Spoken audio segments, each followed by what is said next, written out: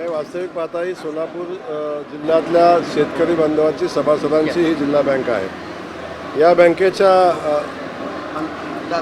बँकेची निवडणूक घेण्याच्या सूचना कोर्टानं दिलेल्या आहेत। बँकेमध्ये काही गोष्टी होत्या, काही अडचणी होत्या, त्यानिमित्तानं प्रशासक नेमला आणि आता बँक पुन्हा एकदा सक्षम बँक म्हणून पुढे येताना आपण सगळेजण पाहतोय। अशा वेळी ही बँक योग्य लोकांच्या हाती जावी। ज्यांनी ह्या बँकेचं वाटोळं केलं त्या लोकांना पुन्हा बँकेमध्ये काम करण्याची संधी मिळू नये अशा पद्धतीची भूमिका घेऊन या ठिकाणी भारतीय जनता पक्ष आपल्या सगळ्या सहकाऱ्यांना आणि मित्रपक्षांना सोबत घेऊन ही निवडणूक लढेल। आणि ही लढत असताना शेतकऱ्यांचं हित आणि इथली सहकार चळवळ, ज्या सहकारी चळवळीने शेतकऱ्यांच्या जीवनामध्ये क्रांती केलेली आहे, ती सहकारी चळवळ जिवंत राहावी या दृष्टिकोनातून आम्ही सगळे मिळून प्रयत्न करू। जर अपवाद जर उघडला तर राष्ट्रवादी आणि काँग्रेसचा बालेकिल्ला बँकेवरती राहिला, बँकेनं त्यांनी ताबा अनेक वर्ष मिळवलेला आहे। ती सत्ता ते झेंडा खेचण्याचे प्रयत्न असणार आहे। सोलापूर जिल्हा हा भारतीय जनता पक्षाचा बालेकिल्ला आहे। त्यामुळं ही बँक, ही निवडणूक ही भारतीय जनता पक्ष म्हणून आणि आमचे काही सहकारी सोबत येतील त्यांना घेऊन आम्ही लढू।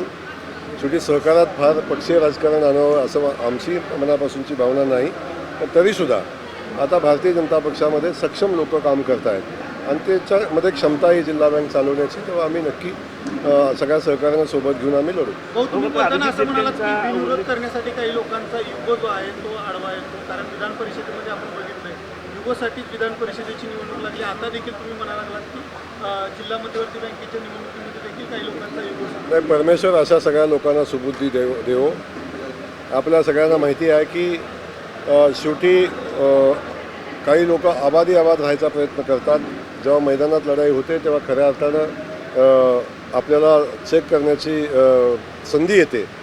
त्यामुळं या जिल्ह्यानं आता भारतीय जनता पक्षाची ताकद, सहकारी बांधवांची ताकद आता बघितलेली आहे, पण जिल्ह्यानंच निर्माण करून दिलेली ही ताकद आहे। त्यामुळं अनेक लोकांच्या भ्रमाचा भोपळा आता फुटलेला आहे, पण आपण अनेकदा बघतो गिरे तो भी। त्यामुळं अशी लोक तरीसुद्धा गॉगल घालून बातम्या देत असतात।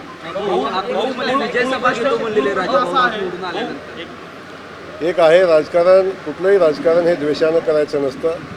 राजाभाऊने आमच्या वक्तव्य केलं होतं की आम्ही अकलूजमध्ये जाऊन सभा घेऊ।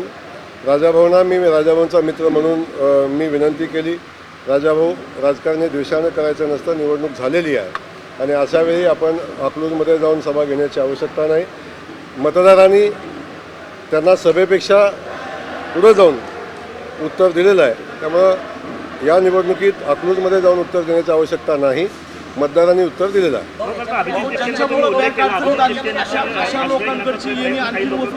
पण महायुतीतले दोन पक्षातले मोठे नेते संजय शिरसाट, बच्चू कडू हे स्वतः अभिजित बिप्टेंच्या भेटीला गेले, जे महायुतीतले नेते सुद्धा त्यांचा आश्रय शोधण्याचा किंवा त्यांना सहारा घेण्याचा प्रयत्न करतात। नाही, मला या संदर्भातली माहिती नाही, पण अनेक लोक आपण बघतो देशामध्ये आणि राज्यामध्ये खास करून अनेक लोकांच्या पक्षाचं अस्तित्व ते आता नामशेष होण्याच्या मार्गावर आहे। अशावेळी विद्यार्थ्यांच्या आंदोलनाचा सहारा घेऊन किंवा विद्यार्थ्यांच्या चळवळीचा सहारा घेऊन काही लोक स्वतःचं अस्तित्व शोधण्याचा प्रयत्न करत आहेत, हे वास्तव आहे। आणि त्यामध्ये आपल्या पक्षाचं अस्तित्व शोधण्याचा प्रयत्न करत आहेत, आपलं अस्तित्व शोधण्याचा प्रयत्न करत आहेत। परंतु देशामध्ये आदरणीय मोदीजी देशामध्ये युवकांच्या दृष्टिकोनातून जे जे योग्य आहे ते सगळं काम करण्याचा प्रयत्न करत आहेत। परीक्षा पद्धतीमध्ये कायदा आणून विद्यार्थ्यांचा जो प्रश्न आहे तो निकाली काढण्याचा प्रयत्न करत आहेत। आजपर्यंत यूथ हा मोदीजींच्या सोबत राहिलेला आहे, आताही या देशातला यूथ मोदीजींच्या सोबत आहे आणि राहील, हे या निमित्तानं विश्वासाने मी सांगेन।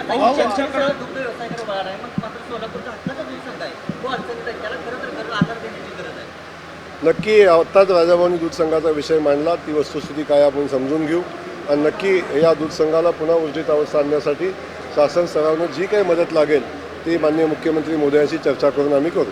खासदार संजय राऊत बँक अडचणीत आली, ज्यांच्यामुळे बँक अडचणीत आली असे जे कर्जदार आहेत ते अजूनही मोकळे, ठेवी वाढल्यामुळे बँकेची आर्थिक स्थिती सुधारली, पण ज्या येण्यामुळे बँक अडचणीत आली त्यांच्याबद्दल काय निर्णय घेणार? मी आपल्याला क्लिअर सांगतो की जिल्हा बँक ही या जिल्ह्याची अर्थवाहिनी आहे, शेतकरी बांधवांची अर्थवाहिनी आहे आणि ही बँक ही शेतकऱ्यांची सभासदांची आहे।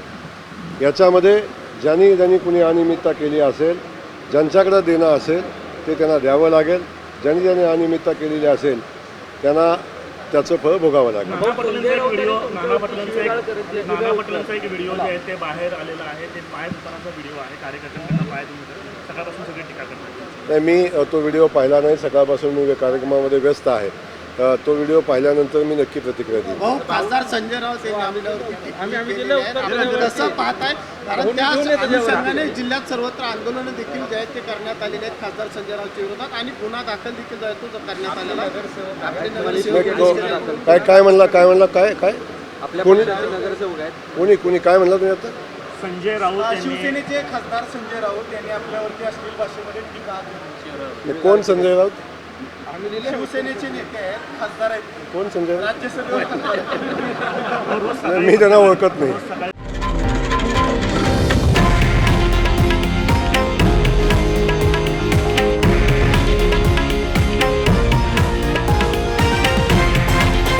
हे आहे देशातील नंबर 1 न्यूज नेटवर्क आणि आपण पाहत आहात TV9 मराठी, एकमेव.